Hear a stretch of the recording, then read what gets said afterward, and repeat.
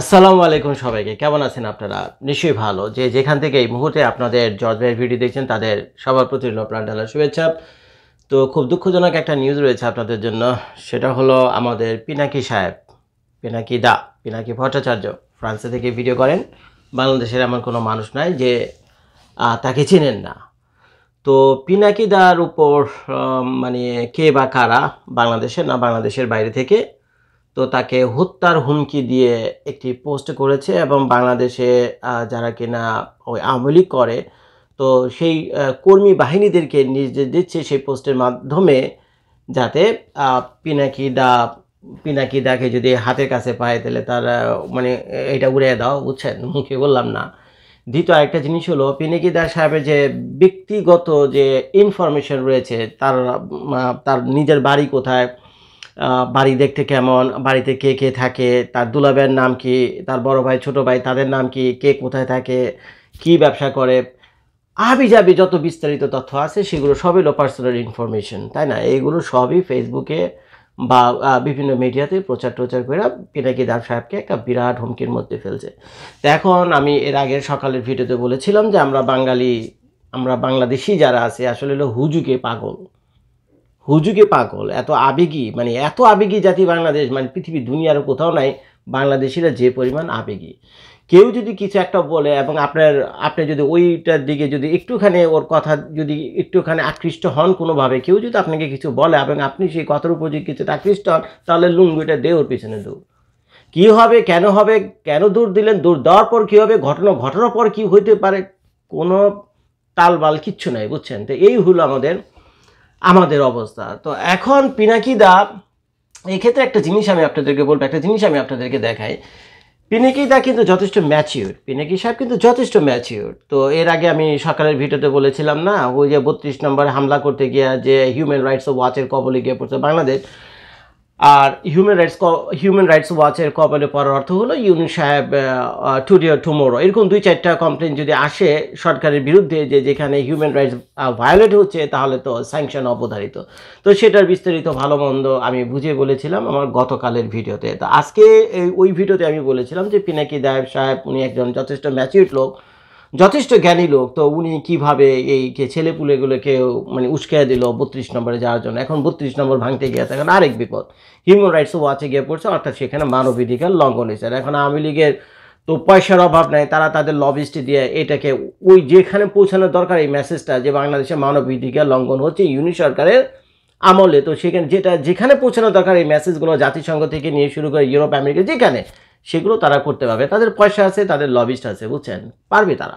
তো এখন এই ফাঁদে পা দেওয়াটা উচিত হয়নি, সেই কথাগুলো আমি বিস্তারিত বুঝিয়ে বলেছিলাম আমার আগের ভিডিওতে। পিনাকি দা সাহেব এত ম্যাচিউর হওয়ার পরেও এই ভুল কামটা কেন করলো, পোলাপানগুলোকে কেন উস্কে দিল 32 নম্বর ভাঙার জন্য? এই 32 নম্বর ভাঙটা তো সরকারের মাধ্যমে আমরা করতে পারতাম, কে লাগে আমরা কষ্ট করে ওই রাত জায়গায় এটা হই হুল্লোড় করে এটা ভাঙলাম? এটা তো আমরা ভাই সরকারের মাধ্যমে করতে পারতাম, যেহেতু সরকারি তো আমাদের ছাত্র জনতা সরকার না। তো এখন এই যে পোস্টটা পিনাকি সাহেব দিয়েছে মাত্র 10 ঘন্টা আগে, আর ঠিক 10 ঘন্টা পিনাকি দার এই পোস্টের পরপরই আমাদের ইলিয়াস ভাই হলো আরেকটা পোস্ট দিয়েছেন। তো পিনাকি দার পোস্টটা আমি আপনাদেরকে পড়ে শোনাই। উনি এখানে লিখেছেন, বাকশালীরা আমার পরিবারের সদস্যদের ব্যক্তিগত তথ্য প্রকাশ করে দৃশ্যত আমার পরিবারের উপর চাপ সৃষ্টি করার এবং আমার বগুড়ার বাড়িতে হামলা করে বাংলাদেশে একটি অরাজক অবস্থার সৃষ্টির পায়তারা করছে। আচ্ছা, আমার পরিবার আমার প্রিয়, কিন্তু দেশের মানুষ প্রিয়তর। আমার পরিবারের কোনো ক্ষতি হলেও আপনারা শান্ত থাকবেন। আমরা সভ্য দুনিয়ার নিয়মে বাকশালীদের সাথে ডিল করব। শান্ত থাকবেন আর আমার পরিবার নিরাপত্তার জন্য দোয়া করবেন। তো ধন্যবাদ দিই পিনাকি সাহেবকে। তো যার কিনা এই ধরনের ব্যক্তিগত তথ্য বিভিন্ন সোশ্যাল মিডিয়াতে এখন ঘুরে বেড়াচ্ছে এবং প্রকাশ্যে তাকে মানে তাকে যেখানে পাওয়া সেখানে ওইটা উড়ে দেওয়া, বুঝছেন, এই ধরনের একটা হুমকি দেওয়া হচ্ছে এবং তার বাড়ি ঘরে ঠাই ঠিকানা সহ তার পরিবারের কে কোথায় কোন জায়গায় কাজ করে, কোথায় ঘুমায়, কি করে, কি খায়, কেমনি কি সব বিস্তারিত জানিয়ে দিয়ে মানে একটা ভীতিকর অবস্থার সৃষ্টি করছে। ওই মুহূর্তেও এই পিনাকি সাহেব কিন্তু মাথা যথেষ্ট ঠান্ডা রেখে কিন্তু উনি এই পোস্টটা করেছেন আর দেশবাসীকে আহ্বান জানিয়েছেন যে হ্যাঁ, আমার পরিবার বিপদের মধ্যে যে কোনো সময় যে কোনো কিছু ঘটতে পারে। এখন আমার নিজের জীবনও বিপদের মধ্যে। এখন ফ্রান্সেও আওয়ামী লীগ কিন্তু আছে, ফ্রান্সে যে আওয়ামী লীগ নেই তা তো নাই, ফ্রান্সেও আওয়ামী লীগ আছে। তো সেখানে কে কার মনের ভিতরে কি আছে ভাই, আগে তো ঘটনা ঘটবে, বিচার তো পরে পরে হবে নাকি। এখন যদি কারে আপনি যদি উড়েই দেন তাহলে এর বিচার করেন আর ওই ব্যাটারে 10 বার শাস্তি দেন বা যাই করেন, মানে তারপর তো সেই ব্যক্তিকে আপনি ফিরে পাবেন না। পাবেন কি? 10 বার যদি আরো ফাঁসিও দেন ওই উড়িয়ে দেওয়ার কারণে, তারপর তো আপনি পারবেন না, সেই ব্যক্তিকে ফিরে আনতে পারবেন না। তো কাজী ভাই আমরা মানুষ, ভয় ভীতি মানুষের ভিতরে থাকবে। তো স্বাভাবিকভাবে এই পিনাকি সাহেবের উপর যেহেতু আওয়ামী লীগ এখন মারাত্মকভাবে চড়াও, তো তারা মনে করে বাংলাদেশের ছাত্র জনতার অভ্যুত্থান মানে শেখ হাসিনাকে ভয়, শেখ হাসিনার এই ভয়কে উপেক্ষা করে ছাত্র জনতা রাস্তায় নামার পিছনে যারা কিনে ইন্ধন জুগিয়েছে, বিরাট একটা সাহস জুগিয়েছে তাদের মধ্যে এই পিনাকি সাহেব এবং ইলিয়াস ভাই হলো অত্যন্ত সুপরিচিত, এদেরকে কম বেশি সবাই আপনারা চেনেন।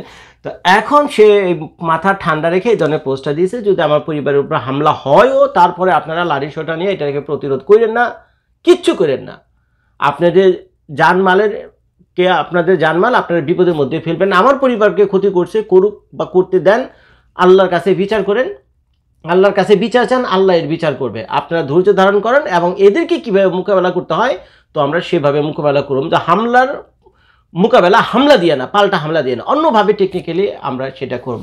অত্যন্ত ম্যাচিউরড একটা পোস্ট করেছেন। তো যার কারণে আমার ভিডিওটা করা দেখে খুব ভালো লাগলো। তো এই ধরনের মানুষের হাতে যদি ক্ষমতা পড়ে, এই ধরনের মানুষগুলোর হাতে যদি বিশেষ কোনো ক্ষমতা যায়, তাহলে সেই ক্ষমতাটাকে তারা যে খুব সুন্দরভাবে ব্যবহার করতে পারবে, তো এই পোস্টটাই হলো তার পরিচয়। চাইলে কিন্তু ওইরা হালাম, মেরা হালাম, খায়া ভালাম, ধৈরা হালাম, ছিঁড়া ভালাম, বুঝছেন, নানান কথাবার্তা বলে কিন্তু উনি পোস্ট দিতে পারতো। উনি কিন্তু দেয়নি, কত সাবলীল ভাষায় বলছে আমার পরিবার যায় যা, কিন্তু আপনারা নিজেদেরকে বিপদের ভিতরে ফেলবেন না। এটার প্রতিশোধ কীভাবে নিতে হয় সেটা আমি জানি, কিন্তু অন্যভাবে নেব, মানে হামলার প্রতিবাদ পাল্টা হামলা দিয়ে না, হামলার প্রতিবাদ পাল্টা হামলা দিয়ে না, হত্যার প্রতিবাদ পাল্টা হত্যা দিয়ে না, আমরা টেকনিক্যালি অন্যভাবে করবো। খুব সুন্দর একটা পয়েন্ট করেছেন। কিন্তু ওদিকে আমাদের ইলিয়াস সাহেব উনি আবার একটু মাথা গরম, বুঝছেন, মাথা গরম হইব নাকি, মানে আমেরিকাতে যারা থাকে ভাই প্রত্যেকেরই হলো মাথা গরম, আমেরিকাতে যারা থাকে প্রত্যেকেরই মাথা গরম। আমাদের ডোনাল্ড ট্রাম্পরা দেখেন আমেরিকার প্রেসিডেন্টেরই মাথা গরম, আরে ভাই আমরা তো তার অনুসারী, তো আমাদের মাথা গরম তো হবে। তো উনি কিন্তু অতটা ভালোভাবে লেখেনি, উনি দেখেন একেবারে ধরে আলম মেরে আলম কেটে আলম। দেখেন ওনার পোস্টটা আপনি দেখেন, ইলিয়াস সাহেবের পোস্টটা আমি পড়ে শুনে আপনাদেরকে 10 ঘন্টা আগে করা, সেটা লিখেছেন উনি, আমেরিকা এবং ফ্রান্স থেকে কদিন ধরে আমি, কনক সারোয়ার এবং পিনাকি ভট্টাচার্যকে নানাভাবে হুমকি দেওয়া হচ্ছে। বিশেষ করে পিনাকি ভট্টাচার্যকে সরাসরি হত্যার হুমকিও দেওয়া হয়েছে। আজকে যে কোনো একজন বিদেশে পলাতক আওয়ামী লীগের পেজ থেকে পিনাকি ভট্টাচার্যের পরিবারের বিস্তারিত তথ্য দিয়ে একটি পোস্ট করেছে উস্কানিমূলক। সেই পোস্টের মাধ্যমে দেশে থাকা আওয়ামী লীগের নেতাকর্মীদেরকে অঘোষিতভাবে পিনাকিদার পরিবারের উপর হামলার নির্দেশনা দেওয়া হয়েছে। দেশে থাকা কোনো আওয়ামী লীগ যদি পিনাকির পরিবারের কোনো ক্ষতি সাধনের চেষ্টা করে তাহলে আওয়ামী লীগের কারো পরিবার দেশে অক্ষত থাকবে না, সারা দেশে একযোগে আওয়ামী লীগের পরিবারের উপর হামলার নির্দেশ দেওয়া হবে। এটাকে বলছিলাম না, পিনাকিদার সাহেবের ওনার পোস্টটা ছিল অনেকটা ম্যাচিউরড, অনেকটা ধৈর্যশীল আর কি, কিন্তু মাথা গরম। ডোনাল্ড ট্রাম্পের দেশের মানুষ না, মাথা তো গরম হবে, ওই যে দেখেন মেয়ের আলাম, কাইটা আলাম, ছিঁড়া আলাম, বুঝছেন, এইসব আর কি। তো যাই হোক ভাই, যে কারণে আমার ভিডিওটা করা, আমরা দুজনকেই ধন্যবাদ দিই। ইলিয়াস সাহেবকে বলবো যে মাথা ঠান্ডা রাখেন, বিপদে, বুঝছেন। তো মানে এইভাবে কইরা তো কোনো সমস্যার সমাধান হবে না, টেকনিক্যালি আপনাদেরকে যা করা তা করতে হবে, মুখ করতে হবে, এটা আপনারা ভালো বোঝেন কী করতে হবে। আর আমরা যারা মাঝখান থেকে ইউটিউবে ভিডিও করি আমরা হলো ন্যায়ের পক্ষে। আপনি ইলিয়াস সাহেব বা পিনাকি সাহেব যতদিন পর্যন্ত ন্যায়ের কথা বলবেন, জর্জ ভাইয়ের মতো ইউটিউবাররা সবসময়, এরকম হাজার হাজার জর্জ ইউটিউবার আছে, তাই না, এরা সবসময় হলো ন্যায়ের পক্ষে থাকবে। আগেই বলছি, পিনাকি তো আমার পয়সা দেয় না, ইলিয়াস সাহেবও পয়সা দেয় না। আর আমি এক জায়গায় থাকে, উনি থাকে নিউ ইয়র্কে, আমি থাকি ফ্লোরিডাতে। আমি একদিন এক কাপ চা খাওয়ার দাঁত পর্যন্ত দেয় না, একদিন এক কাপ চা খাওয়ার দাঁত পর্যন্ত দেয় না। বুঝেন কি অবস্থা আমাদের। তো যাই হোক, আমাদেরকে কেউ পয়সা দিয়ে ভিডিও টিডিও করে না, আওয়ামী লীগ পয়সা দেয় না, বিএনপি পয়সা দেয়, নাকি ওই যে সার্জিস আলম এরা পয়সা দেয়, কেউ পয়সা দিচ্ছে না। আমরা হলো ন্যায়ের পক্ষে। এখন সব মানুষ যদি পয়সার কাছে বিক্রি হয়ে যায়, তাহলে ভাই ন্যায়ের কথা কে বলবে? এমনি তো ভাই দেশ চলে না, দুনিয়া চলবে না। যদি এইভাবে সব কিছু চলতে থাকে ভাই, জাহান্নামাইতে আর মানে বেশি দেরি নাই, বুঝছেন, ওই জাহান্নামাইতে আর বেশি দেরি নেই আর কি। তো এখন এই ইলিয়াস সাহেব, কনক সাহেব এবং আমাদের পিনাকি সাহেব, তো তিনজনে মিলে মনে হয় বুদ্ধি পরামর্শ করছে তারা বাংলাদেশে আসবে। এখন বাংলাদেশে এসে তারা এটার সামনে দাঁড়ায় এটাকে চ্যালেঞ্জ করবে। তো চ্যালেঞ্জটা শুধুমাত্র পিনাকি সাহেবকে যে উড়িয়ে দিবে এই চ্যালেঞ্জে না, বর্তমানে যে একটা অরাজক অবস্থা তৈরি হচ্ছে এত জীবনের বিনিময়ে, যে ইউনূস সাহেবের সরকার আসলো, তো এটা তো ঠিকমতো মানে হাঁটতে পারতেছে না, বুঝছেন? ইউনূস সাহেবের সরকারটা ঠিকমতো হাঁটতে পারতেছে না, এটা আমরাও বুঝি, ওনারা তো বুঝবেনই, সারাদিন এগুলো নিয়েই থাকেন। আর আওয়ামী লীগের লোক তারা তো হাসতেছে দেখে, দেখ দেখ তারা এত পোলাপান মহিলাদের একটা সরকার গঠন করছে, দেখ এটার কী অবস্থা, এ তো হাঁটতেই পারে না ঠিকমতো, বুঝছেন? কথা কিন্তু সত্যি, এই সরকার কাজ করছে না। আর হাব ভাব দেখে যা মনে হচ্ছে আগামী 6 মাস, এটা 6 মাস কেন, আগামী 6 বছর এটা যে ঠিকমতো কাজ করবে আমাদের দেখে তো মনে হয় না। তো যার ফলে কম বেশি বাংলাদেশে যত টকশোতেই যান না কেন, যত গণ্যমান্য ব্যক্তি আছে, ওই এক কথায়, বুঝছেন, বন্ধু হোক শত্রু হোক, যেই হোক না কেন, ইউনূস সাহেবের সরকারের বন্ধু হোক আর শত্রু হোক, যেই হোক না কেন, এক বাক্যে এইটি বলে যে এই দিয়ে হবে না। তো এখন হয়তো এটাকে কারেকশন করার জন্য, এই সরকারকে কারেকশন করার জন্য হয়তো আমাদের ইলিয়াস সাহেব, কনক সাহেব এবং পিনাকি সাহেব বাংলাদেশে আসার জন্য প্ল্যান করছেন। তো আসেন, ওয়েলকাম জানাই আপনাদেরকে, welcome to Bangladesh, welcome to Bangladesh. বহুদিন ধরে আপনাদের দেশে বের, আপনারা আসেন, এই মুহূর্তে বাংলাদেশের দরকার। শুধুমাত্র অনলাইনে ফাইট করলে হবে না, ওই গুলিস্তানের মোড়ে দাঁড়ায়ও ফাইট করার সময় এখন এসে গেছে। আর যদি গুলিস্তানের মোড়ে দাঁড়ায় ফাইট করতে পারেন তাহলে কি হবে, সরকারে আপনারা যেতে পারবেন। আর আপনাদের মতো লোকগুলোর জন্যই আমরা বহু বছর অপেক্ষা করছি, কারণ অনেক কিছু তো দেখলাম। আর আপনাদের মুখ থেকে সবসময় আমরা নীতির কথা শুনে আসছি, অন্যের বিরুদ্ধে কথা শুনে আসছি, প্রতিবাদের কথা শুনে আসছি। তো আমাদের বিশ্বাস এই পিনাকি সাহেব, ইলিয়াস সাহেব, কনক সাহেব যারা রয়েছেন তাদের হাতে সত্যি সত্যি যদি বাংলাদেশের ক্ষমতা যায়, খুব ভালো কিছু করবেন। তো আপনারা আসেন, পিনাকি সাহেবকে ওয়েলকাম জানাচ্ছি, ইলিয়াস সাহেব, কনক সাহেব সবাই আসেন। এখন তারা শুধু আসবেই না, তো দেখে তো মনে হচ্ছে এখন এই তিনজনের সাথে আমাদের আরেক সিপাহ সালার আমাদের সেই তেলুগু নায়ক আমাদের তেলুগু নায়ক চিনছেন তো, তেলুগু ফিল্মগুলোতে যে নায়কগুলো থাকে না, একটু ডিফারেন্ট টাইপের নায়ক হইতো, বুঝছেন? তো আমাদের তেলুগু নায়ক সেই মেজর ডালিম সাহেব, খবরদার রাখেন না আপনারা, বুঝছেন? তো আপনাদের ধারণা এই পিনাক সাহেব আর ইলিয়াস সাহেব যা আসবে, ওনারা একাই আসবে? আরে সাথে তো নিয়ে আসবে আমাদের ডালিম সাহেবকে, আমাদের ওই তেলুগু হিরোকে। ডালিম সাহেবকে কিন্তু আসলে হিরোর মতো লাগে, বুঝছেন? তেলুগু হিরোর মতো লাগে। 76 বছর 78 বছর বয়স, বুঝছেন? তারপরে কি হ্যান্ডসাম মেয়ে, কি ফিগার টিগার। সেনাবাহিনীতে ছিল সে ঠিক আছে, এখন তো সেনাবাহিনীতে নাই গত 30-50 বছর ধরে। তো তারপর দেখুন কি ফিগার টিগার, হ্যাঁ আমাকে 40 বছর বয়স হয়নি, এখনই দেখি এমন হয়ে গেছে, বুঝছেন? এখনই এমন হয়ে গেছে। আর ডালিম সাহেবের চেহারা দেখলাম মানে একেবারে কি বলবো, একেবারে চিকনা চেহারা, বুঝছেন? তেল পড়তেছে ফেস থেকে আর কি, এই অবস্থা। তো যাই দেখে হিংসাও লাগে। তো এখন এই ডালিম সাহেব সম্ভবত আসবেন এই তিনজনের সাথে। তো ডালিম সাহেব যদি আসেন আর পিনাক, ইলিয়াস, এরা সবাই যদি একসাথে এই এয়ারপোর্টে নামে, রে ভাই, হযরত শাহজালাল বিমানবন্দরে, আমি তো ভাই সেটাই চিন্তা করতেছি কি না একটা তুলকালাম কাণ্ড হয়। আরেকটা জিনিস আপনারা বিশ্বাস করবেন কিনা আমি জানি না, সেটা কিন্তু বর্তমানে কিন্তু দুইটা প্যারালাল রুলিং বাংলাদেশে চলছে, দুইটা প্যারালাল রুলিং বাংলাদেশে চলছে। একটা হলো ইউনূস সাহেবের রুলিং, সরকারের ক্ষমতায় থেকে, আর সরকারের বাইরে থেকে আরেক দল কিন্তু দেশ চালাচ্ছে, আর সেটা হলো এই পিনাকি ইলিয়াস। এটা তো বুঝছেন কি বলছি আমি? সরকারের বাইরে থেকে প্যারালালভাবে বাংলাদেশকে নিয়ন্ত্রণ করতেছে এরা কিন্তু দুইজন, এটা কিন্তু স্বীকার করতে হবে, ইলিয়াস সাহেব আর এলো পিনাকি সাহেব। আর যদি সেটা না হইতো, এই ইসের ডাকি, এই পিনাকি সাহেবের ডাকি কিন্তু সেই 32 নম্বরের বার, এই 5 ফেব্রুয়ারি যখন ভেঙে ফেলালো, সারা রাত ধইরা হাজার হাজার লাখে লাখে পোলা বানাইছে ভাই, হাজার হাজার লাখে লাখে পোলা বেড়েছে। এইগুলো দেখে শুনলাম পরে পুলিশও বলে পালাই গেছে।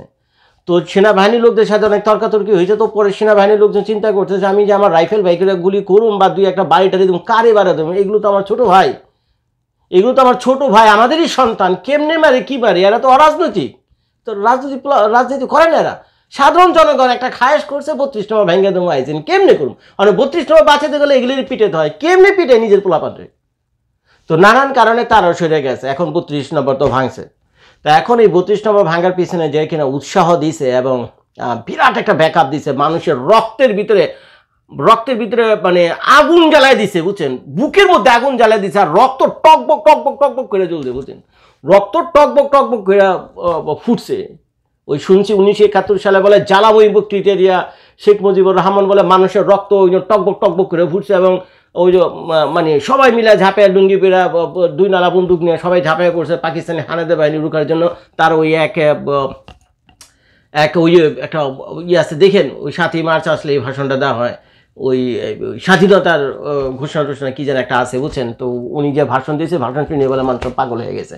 তো এটা তো ভাই 1971 সালে তো আমার জন্ম হয়নি, ওই 2005 সালে আমি দেখলাম এই ইলিয়াস সাহেব আর পিনাকি সাহেবরে তো তারা যখন এই হুঙ্কার দিছে, তারা তো আর বক্তৃতা বিবৃতি দেয়নি, এরা তো রাজনীতিবিদ না, বুঝছেন, এরা কথা যা বলে একেবারে যেখানে কথা বলে সেখানে গিয়ে লাগে, এরা প্যাচ গোছ করে কথা বলে না, প্লাস এরা চাপাবাজি করে না, দুজনে একজনটা অন্তত আমি চাপাবাজি করতে দেখিনি। আর পলিটিশিয়ানরা তো জানেন কম বেশি সারাদিনই চাপাবাজি করে। তো এখন তারা ওখান থেকে তাদের অবস্থান থেকে যে ঘোষণা দিছে, যেদিনই শেখ হাসিনা, প্রাক্তন প্রধানমন্ত্রী শেখ হাসিনার অনলাইনে ভাষণ দেওয়ার কথা, সেই ভাষণের প্রতিবাদী পিনাকি সাহেব যখন বলছে যে যাও, এর আগে তো পুড়িয়ে দিয়েছি, তোমার এত বড় সাহস, তুমি আবার এইসব ভাষণ দিতে লেগা, এমনি আমরা নানান অশান্তিতে আছি, সরকার কাজ করতেছে না, আমরা সরকার গঠন করছি, এটাই ঠিকঠাক করতে পারতেছে না, তারপরে আবার তোমার খেদাইছি বাংলাদেশ থেকে, আইসা তুমি আবার ভাষণ দিতে হয়েছ, আবার প্যাঁচ লাগাই দিয়েছ। তো এর আগে তো আগুন দিয়ে পুরাইছি তোমার 32 নম্বর, এখানে তোমার 32 নম্বর ভেঙে দিয়ে বুলডোজার দিয়ে, তো যার ফলে ওই 32 নম্বরকে বুলডোজার ভেঙে দিয়েছে। তো এই ঘটনায় কিন্তু প্রমাণ করে যে পিনাকি সাহেব, ইলিয়াস সাহেব, তাদের একটা বিরাট প্রভাব আছে বাংলাদেশের জনগণের উপর, বাংলাদেশের আনাচে কানাচে যে কোনো জায়গায় বলেন না কেন, তাদের একটা বিরাট প্রভাব রয়েছে। তো এখন তারা যদি সেই প্রভাব খাটায় যদি 32 নম্বর ভাঙতে পারে, তাহলে টুঙ্গি পড়া ওটা বাদ যাবে কেন? এটা আমার কথা না, এটা তারা বলতেছে।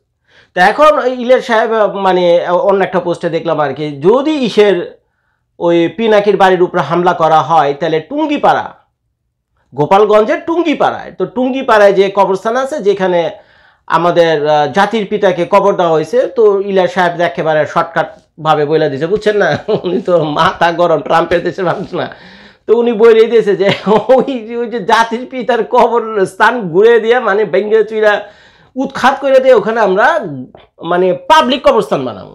উনি স্টেট কার্ড বলে দিয়েছে যে জাতির পিতার কবরস্থান ওখানে উল্টায় পাল্টায় ফালাই দিয়ে, বুঝছেন, তো ওইখানে পাবলিক কবরস্থান বানাবো। পাবলিক কবরস্থান যদি এভাবে 2-4 বছর চলতে থাকে, তাহলে শত শত কবর ওখানে দাফন হবে তো শত শত কবর দেওয়া হবে ওখানে, বহু মানুষের দাফন হবে, কবরও হবে সেখানে। তো যার ফলে এক সময় তো জাতির পিতার কবর এখানে দিলে মানুষ বুঝলা, কারণ এই কবর উপরে আরো অলরেডি কয়েকশো কবর দেওয়া হয়ে গেছে। তো উনি এরকম একটা ভয়ঙ্কর চ্যালেঞ্জে ছুড়ে দিয়েছে, যদি পিনাকি সাহেবের উপরে একটা টোকা দেওয়া হয় অথবা পিনাকি সাহেবের পরিবারের উপরে অ্যাটাক করা হয়। তো এখন এটা শোনার পর আওয়ামী লীগে যারা লোকজন আছে তারা তো এত বড় কথা। তো এখন গোপালগঞ্জবাসী যারা রয়েছে তারা তো মানে পাল্টা হুমকি দিয়ে দিছে, এদের দুজনকে, পিনাকি সাহেবকে এবং ইলিয়াস সাহেবকে, যে আয় তোরা আয় দেখি তোর কত বড় গুর্দা, তোরা আইবি তো দুজনে, আমাদের দুইজন সাথে আইবে, দুইজন আইবা, তারপর 17-10-20 হাজার লইবা তো, বুঝছো, তো ঢাকা থেকে নিয়ে আশেপাশে জেলা থেকে নিয়ে আইবা তো, তোমাদের ফ্যান ফলোয়ারদের নিয়ে আইবা তো, আও গোপালগঞ্জে আও টুঙ্গিপাড়ায় কবরস্থান ভাঙার জন্য। তো গোপালগঞ্জবাসীরা আবার পাল্টা হুমকি দিয়ে বলছে যে যারা কি না টুঙ্গিপাড়ায় পাড়া রাখবে, ঠ্যাং রাখবে এই জাতির পিতার কবরস্থান ধ্বংস করার জন্য, তাদের একজনও ঠ্যাং নিয়ে ফিরে যেতে পারবে, এটা হলো পাল্টা হুমকি দেওয়া হয়েছে আওয়ামী লীগের পক্ষ থেকে। তো এখন পাল্টা হুমকি চলতেছে। তো এখন ইলিয়াস সাহেব, পিনাক সাহেব দেশে যাওয়ার জন্য হয়তো প্রিপারেশন নিচ্ছে, কিন্তু একটু অসুবিধা আছে, কারণ এই দুজনের যে পলিটিক্যাল ইমিগ্রেশন স্ট্যাটাস, এদের দুজনের যে ইমিগ্রেশন স্ট্যাটাস, তো সেই স্ট্যাটাস অনুযায়ী তারা কিন্তু বাংলাদেশে ট্রাভেল করতে পারবে না। আর বাংলাদেশে ট্রাভেল যদি কোনো কারণে করে, তাহলে আবার তারা ফ্রান্সে বা আমেরিকাতে ফিরেও আসতে পারবে না। ঘটনা আমি সংক্ষেপে একটুখানি বলি, কেন অনেকের আমি বুদ্ধি পরামর্শ দিই তো ইমিগ্রেশন নিয়ে, এত এই জন্য কথাগুলো আপনাদের বলা। সেটা হলো ইলিয়াস সাহেব হলো পলিটিক্যাল অ্যাজাইলাম করা, একইভাবে হলো পিনাক সাহেব হলো পলিটিক্যাল অ্যাজাইলাম করা হলো ফ্রান্সে। এখন পলিটিক্যাল অ্যাজাইলামটি কীভাবে তারা করছে, এটা হলো একেবারে এভারেজ। সেটা হলো যে আমার দেশে গেলে আমার বেড়া ফেলাবে, কারণ হলো যে আমি মানে সরকারের বিরুদ্ধে কথা বলছি, সরকারের অন্যায়ের বিরুদ্ধে কথা বলছি, যে কারণে আমি এবং আমার পরিবার এখন বিরাট বিপদের মধ্যে। আমি কোনো মতে পালায় চলে আসছি আমেরিকাতে, উনি পালায় চলে গেছে ফ্রান্সে, আমরা যদি এখন বাংলাদেশে ফিরে যাই তাহলে আমাদের গর্দান উড়িয়ে দিবে। বিষয়টা হলো এরকম, সংক্ষেপে আমি বলি।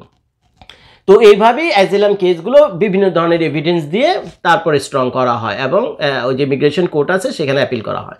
তো এখন যেহেতু এখন পিনাক সাহেব এবং ইলিয়াস সাহেব দুজনের অ্যাজাইলাম কেস অনেকটা এই টাইপের, এখন বুঝতে পারতেছেন ঘটনা দিকে। এখন যদি তারা বাংলাদেশে যাইতে চায়, তাহলে আমেরিকান সরকার তো একটা বিরাট প্রশ্নের মধ্যে পড়বে। তারা দুজনই আমেরিকা থেকে তো ইলিয়াস সাহেব বিরাট একটা প্রশ্নের মধ্যে পড়বে যে তোমার ইমিগ্রেশন কেস চলতেছে 5 বছর 7 বছর হলো, তুমি বলছো বাংলাদেশে গেলে তোমার কল্লা ফালাই দেবে, এই করবে সেই করবে, এখন তো তুমি দেশে যেতেছো, তার মানে তোমার দেশে যাও এখন তোমার জন্য দেশের পরিস্থিতি যেহেতু এখন স্বাভাবিক হয়ে গেছে, তো এখন তুমি যে চাইলে দেশে যেতে পারো। তো এখন তুমি আর অ্যাজাইলামটা কী করবে? অ্যাজাইলাম তো প্রয়োজন নাই, কারণ আগে যখন অ্যাজাইলামটা ছিল তখন দেশে তোমার জন্য বিপদ ছিল, কারণ শেখ হাসিনা ছিল।